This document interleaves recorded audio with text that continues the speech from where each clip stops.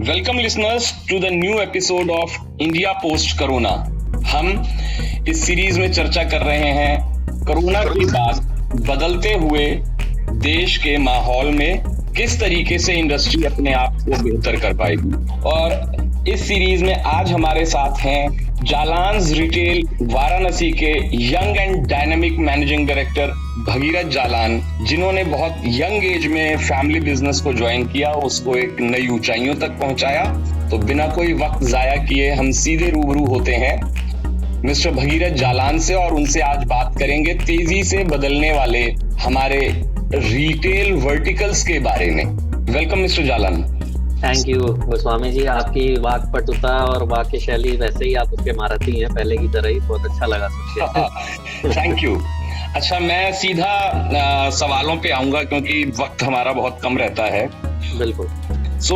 आप ये बताइए कि कोरोना का अभी आप रिटेल पे किस तरीके का इम्पैक्ट देख रहे हैं, क्योंकि आपके पास हाइपर मार्केट फॉर्मेट भी है, सुपरमार्केट भी है, एफएमसीजी भी है। देखिए, ये तो अब तक का सबसे बड़ा इम्पैक्ट है ये रिटेल के ऊपर, नेगेटिव ही हम कहेंगे उसे। कारण मैं आपको बताऊं कि जैसे मैं अपने दुकान के लिए, अपनी दुकानों के लिए हमेशा कहता था, हमारी दुकान तो 364 दिन खुलती है, यानी कि होली वाले दिन, क्योंकि यूपी में होली का बड़ा प्रभाव है जी, उस दिन को छोड़ के हर दिन खुलती है। और अभी हम 50 दिन के करीब हमारी दुकानें बंद हैं। तो दुकान बंद होना एक दुकानदार के लिए सबसे बड़ी चुनौती है, सबसे बड़ी, क्योंकि उसके खर्चे बरकरार हैं। दुकान बंद होने के बावजूद भी रेंट बरकरार होता है, स्टाफ कॉस्ट बरकरार है, आप उसमें कुछ निगोशिएशन कर सकते हैं, उसको जीरो नहीं कर सकते जी। तो जब खर्चे बरकरार हैं और सेल शून्य है, ये एक बहुत बड़ी समस्या है। हमारे साथ एक अच्छी बात इसमें ये रही कि हम इसेंशियल्स भी डील करते हैं, यानी कि सुपरमार्केट भी हमारे। तो सुपरमार्केट हालांकि हमारे व्यापार का एक बहुत छोटा हिस्सा है, करीब 10 से 15% की सेल है, तो वो बिजनेस अभी चालू है और उसकी सेल बरकरार है, तो वो एक प्लस पॉइंट है। तो जो रिटेलर्स इसेंशियल्स में डील नहीं करते हैं, उनके लिए एक भीषण चुनौती है और हम उन्हें फेस करना होगा, हम लोग करेंगे भी। और इसेंशियल्स वालों के लिए, छोटे दुकानदारों के लिए तो खासकर एक ये अपॉर्चुनिटी की तरह भी है, वो भी हम लोग आगे चर्चा करेंगे, तो मैं आपको एक्सप्लेन भी करूंगा। बट फिलहाल मैं ये कहूंगा कि बहुत बड़ा इम्पैक्ट है और एक चैलेंजिंग इम्पैक्ट है। तो मेरा दूसरा सवाल ये है कि ये जो अभी जिस तरीके का माहौल पैदा हो गया है, इसमें आप टेक्नोलॉजी का क्या रोल देख रहे हैं कि रिटेल को, चाहे वो छोटे हों, मझौले हों या बड़े हों, बड़ों के साथ तो टेक्नोलॉजी पहले भी थी, टेक्नोलॉजी क्या रोल अदा करने वाली है? देखिए, टेक्नोलॉजी का तो रोल बहुत इम्पोर्टेंट है। अब किसी भी वर्टिकल में आप जाएं, चाहे कोई भी तरह के व्यापार में जाएं आप दुनिया में इस समय, अब देखिए तो टेक्नोलॉजी 2-3 तरह की, जैसे बोलते हैं कोई युद्ध लड़ने गया और अस्त्र नहीं लेके गया, बिना टेक्नोलॉजी के तो वो ये वैसे है, ये अब व्यापार करना। टेक्नोलॉजी 2-3 तरीके से आती है। अगर मैं रीजनल प्लेयर्स की बात करूं, जैसे एक टेक्नोलॉजी जो सबसे बड़ी है, जो अब मोटा करीब 99% से ज्यादा रिटेलर अपना चुके हैं, वो है कंप्यूटर लगाना। कंप्यूटर सबके यहाँ है, परचेज फीडिंग होती है, बिलिंग होती है और MIS भी निकलती है। अभी ये एक समय हमारे पास अपॉर्चुनिटी ये है कि जो डेटा को हम निकालते तो थे बट एनालाइज नहीं करते थे, हमें वो सीखना चाहिए। जैसे हम, हमारी दुकान की एक खास बात है कि कपड़े में 9 से 10 रोटेशन करते हैं, जो कि बहुत रेयर है इंडिया में, बहुत कम दुकान। आप तो रिटेल के बहुत अनुभवी हैं, तो आप देखेंगे कि 3, 4, 5 से ज्यादा रोटेशन नहीं कर पाते हैं नॉर्मली चेन स्टोर्स वगैरह।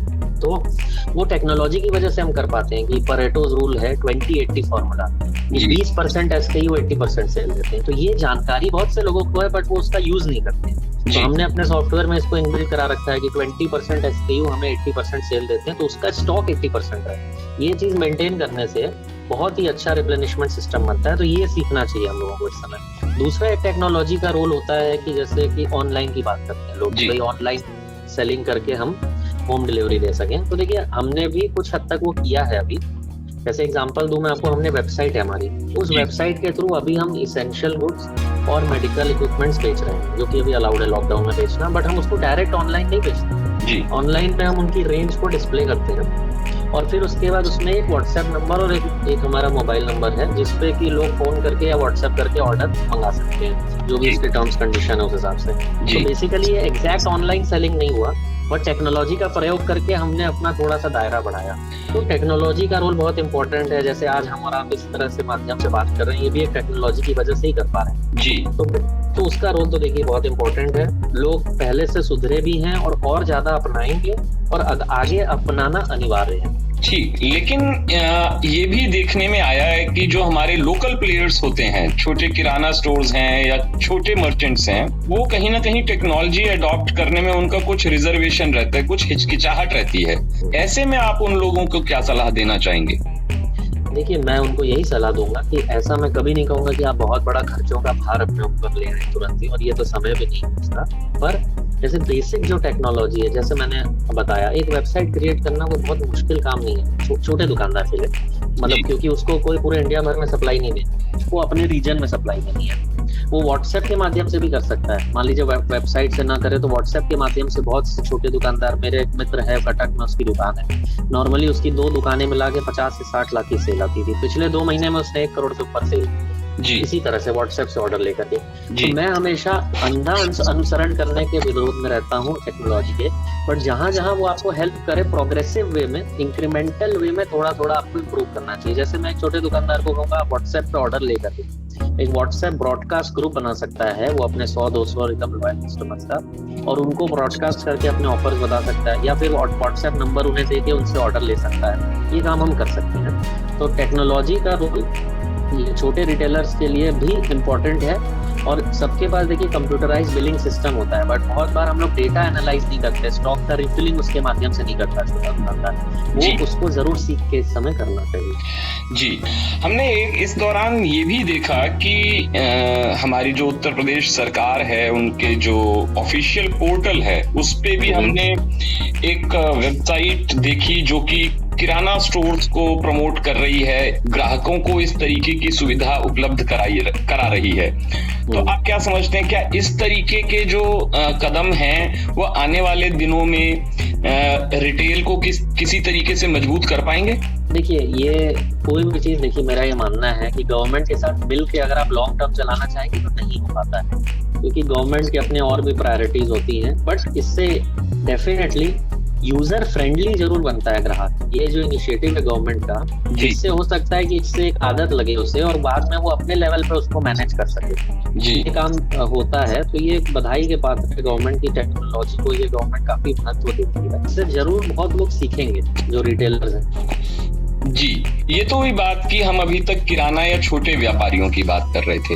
अब इसको थोड़ा एक वृहद रूप में, एक होलिस्टिक अप्रोच या बड़े पैमाने पे देखें तो पूरी रिटेल फेटर्निटी के लिए आप क्या कहना चाहेंगे? हाँ, देखिए, मैं इसमें पहले छोटे दुकानदारों में एक मैटर और ऐड करना चाहूंगा। मैं अपने रिटेलर्स जो कि 500-1000 स्क्वायर फीट दुकान चलाते हैं और 1 या 2 दुकानें हैं उनकी, उनको तो पहले मैं ये कहना चाहूंगा कि उनके लिए तो ये कोई बहुत बड़ी समस्या है ही नहीं। खासकर जो किराना स्टोर है उनके लिए तो देखिए ये वरदान की तरह आया है ये जो कोरोना वायरस है।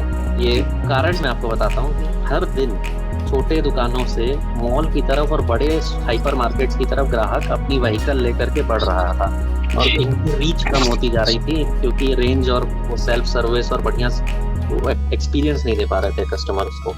बट इस समय लोग को बिल्कुल भी नहीं चाहेंगे कि वो 10 किलोमीटर दूर गाड़ी लेकर के और जाएं मॉल के भीड़ में। लोग चाहेंगे यार हमारे बगल में किराना दुकान है, हम वहां से सामान मंगा लें, और हमको उसको पहचानते भी हैं, घर आके दे भी देगा, अगर हम गए तो हमको तुरंत पैक करके दे देगा। बेसिकली एक ट्रस्ट फैक्टर इस समय बढ़ा है।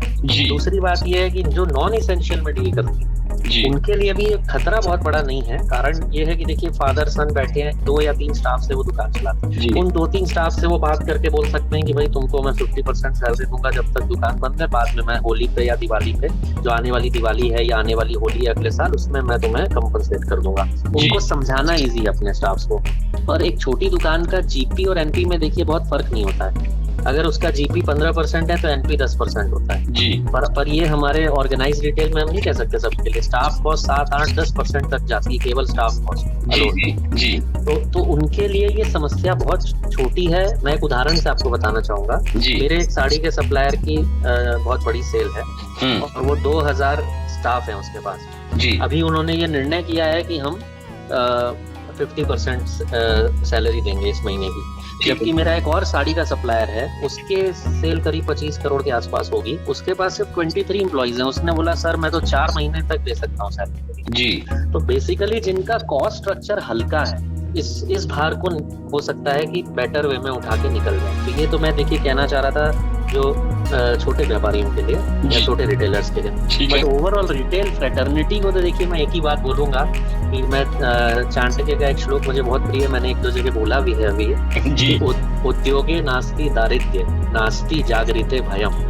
उद्योग करने वाला कभी दरिद्र नहीं होता। उद्योग का देखिए दो अर्थ होता है, एक अर्थ होता है मेहनत करना और एक अर्थ होता है व्यापार करना। जी हाँ। तो बेसिकली देखिए, जो व्यापारी मेहनत करेंगे और वो आगे जाकर के इस समस्या से निकल ही जाएंगे। और दूसरी लाइन है नास्ति जागृते भयम, जो अलर्ट है उसको डरने की जरूरत नहीं है। देखिए, जो सबसे बड़ी समस्या है इस समय रिटेल फ्रेटर्निटी के लिए वो ये है कि या तो सेल बंद है या सेल गिर गई है, और जब खुलेगी दुकान तो सेल वो उतनी नहीं रहेगी जो एक्सपेक्टेशन थी जी। और खर्चे बरकरार हैं। तो हम क्या ऐसा कर सकते हैं? तो बेसिकली जैसे हमने जो 2 स्टेप्स लिए मैं आपको बताता हूँ। हमने कुछ आइटम्स जो कि इस समय अलाउड है बेचना, जैसे कि सैनिटाइजर और पीपीई किट और थर्मल स्कैनर और मास्क, ये आइटम्स बेचना स्टार्ट किया। और आप बिलीव नहीं करेंगे, 15 से 20 लाख रुपए की पर डे हम सेल कर रहे हैं इसकी इस समय जी। जो कि मतलब एक हम लोग भी नहीं सोचे थे कि हम इतनी कर पाएंगे। और दूसरा हम एक उदाहरण आपको बताएंगे, बनारस में हमारी 3 दुकानें हैं जी, जो 3 डिपार्टमेंट स्टोर है और एक उसमें एक के अंदर सुपर मार्केट भी है जी। सुपर मार्केट सिर्फ एक था हमारा बनारस में। अभी हम 19 तारीख को ट्यूसडे को हम हमारे जो दूसरा डिपार्टमेंट स्टोर है उसमें 2000 स्क्वायर फीट हमने एरिया निकाल करके सुपर मार्केट हम स्टार्ट कर, क्योंकि उसकी सेल अलाउड है और उसकी सेल गिरी भी नहीं है। तो इस तरीके से उसमें हमारा खर्चा कुछ नहीं पड़ रहा, रेंट हमारा उतना ही है, स्टाफ कॉस्ट उतना ही है, बिजली भी उतना ही है, बट ये एडिशनल सेल हमें मिले। तो इस तरीके से बिना खर्चा बढ़ाए रिटेल फ्रेटर्निटी को मैं ये कहूंगा, क्या वो और ऐड करके सेल बढ़ा सकते हैं, वो सबसे इम्पोर्टेंट है मुझे जो लगता है। यानी कि आप कह रहे हैं कि अभी जो ये इंफ्रास्ट्रक्चर है उसी को कस्टमाइज कर सकते हैं, टेलर मेड रिक्वायरमेंट्स के। 100% बिल्कुल नए इंफ्रास्ट्रक्चर की तो सोच ही नहीं सकता अभी कोई व्यक्ति अगले 6 महीने से 1 साल। आपने बहुत ही अच्छे तरीके से इसको कोरिलेट किया मैनेजमेंट को, और खास तौर पे एसक्यू जो स्पिरिचुअल क्वेश्चन आजकल इंडस्ट्री में आ रहा है। आपने जो हमारे स्क्रिप्चर्स हैं उसका जो एक श्लोक है उसको मैनेजमेंट के बहुत अच्छे तरीके से जोड़ा। इसी को शायद आजकल हम इंडस्ट्री में मैनेजमेंट थ्रू स्पिरिचुअल क्वेश्चन भी कह रहे हैं। हाँ बिल्कुल। सो मैं आपसे आखिरी सवाल चलते चलते ये पूछूंगा कि गवर्नमेंट और पब्लिक का चोली दामन का साथ है बिल्कुल। तो जिस तरीके की अभी हालात पैदा हो गए हैं, तो आपकी सरकार से क्या अपेक्षाएं हैं? बिल्कुल, देखिए उनसे बहुत अपेक्षाएं हैं। अभी मैं एक आपको बात बताना चाहूंगा, आपको ध्यान होगा 91 में ऐसा कहा जाता था जी कि भारत अब बैंक्रप्सी का समय आ गया है, भारत का पूरा रिजर्व खत्म हो गया है, भारत का क्या होगा, ये सब बातें हो रही थी जी। तो उस समय मजबूरी में आके इतने बड़े बड़े रिफॉर्म्स लिए वहां उस समय की गवर्नमेंट ने, जिसका आज तक हम लोग फल खा रहे हैं, आज दिन तक भी उसी रिफॉर्म्स का। तो कई बार ऐसा कहा जाता है हम लोगों के शास्त्रों में कि कोई समस्या तभी सॉल्व होती है जब वो बहुत जटिल हो जाए जी। ये जो समस्या आई है ये तो पिछले 100 वर्षों में कभी नहीं आई, विश्व पे, भारत पे कभी भी नहीं, जो अभी आई जी। तो ये एक मौका है कि 91 की तरह जो कई सारे बोल्ड रेडिकल रिफॉर्म आने बाकी थे, लेबर लॉस के, लैंड एक्विजिशन के, और इस तरह के कई सारे, और जो इंस्पेक्टर राज का कुछ ना कुछ अभी भी चलन है। मैं गवर्नमेंट से अनुरोध करूंगा कि अगले 3 वर्षों तक कोई भी गवर्नमेंट अधिकारी किसी व्यापारी को परेशान न करे जी। और बहुत अच्छे से खुली छूट देके व्यापार करने को दिया जाए। हम व्यापारी वादा करते हैं गवर्नमेंट को कि हम लोग इतना मेहनत करेंगे कि गवर्नमेंट को वापस पूरी तरह से उसका खजाना हम लोग भरेंगे मेहनत करके। गवर्नमेंट हमें पूरा सहयोग करे, और इस गवर्नमेंट में इच्छा शक्ति है, निश्चय निर्णय लेने की क्षमता है। तो मुझे पूरा विश्वास है कि उनको ये सब फीडबैक जा ही रहे होंगे और वो लोग डेफिनेटली इस समय कुछ बड़े बोल्ड रेडिकल रिफॉर्म बिजनेसमैन लोगों के लिए लाएंगे। थैंक यू भगीरथ, एंड बहुत बहुत शुक्रिया, आपने बहुत शॉर्ट नोटिस पे हमको इतना समय दिया और अपने बड़े बेबाकी के साथ अपने विचार सबके साथ साझा किए। सो लिसनर्स, ये थे हमारे साथ young and dynamic mister Bhagirath Jalan, managing director Jalans retail Varanasi, और उम्मीद करते हैं कि उनके इन विचारों से हमारी रिटेल फ्रेटर्निटी बहुत कुछ फायदा उठा पाएगी। अगर फायदा ना भी उठा पाए तो एक सोच, एक रास्ता जरूर मिलेगा। अगले एपिसोड में ऐसे ही एक दिग्गज के साथ आपके साथ फिर मुलाकात होगी। Thank you Bhagirath, thanks a lot, और फिर कभी हम आपसे बात जरूर करेंगे। तो दोस्तों, अभी के लिए इजाजत दीजिए अपने दोस्त अनुज गोस्वामी को। नमस्कार।